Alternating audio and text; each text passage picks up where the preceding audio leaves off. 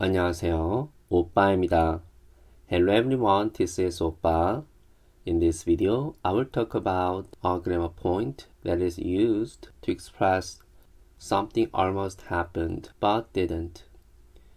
It's similar to saying almost or nearly in English. The structure of this grammar point is straightforward.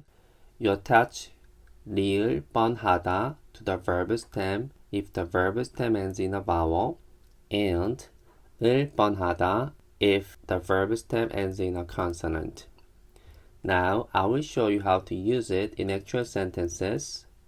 I overslept, so I almost was late for class. 늦잠을 자서 수업에 늦을 뻔했어요. 늦잠을 자서 수업에 늦을 뻔했어요. 늦잠을 자서 수업에 늦을 뻔했어요. I almost dropped my cell phone. 핸드폰을 떨어뜨릴 뻔했어요. 핸드폰을 떨어뜨릴 뻔했어요. 핸드폰을 떨어뜨릴 뻔했어요. I almost fell down the stairs. 계단에서 넘어질 뻔했어요. 계단에서 넘어질 뻔했어요. 계단에서 넘어질 뻔했어요. I almost lost an important document. 중요한 서류를 잃어버릴 뻔했어요. 중요한 서류를 잃어버릴 뻔했어요. 중요한 서류를 잃어버릴 뻔했어요. I was so surprised that I almost screamed.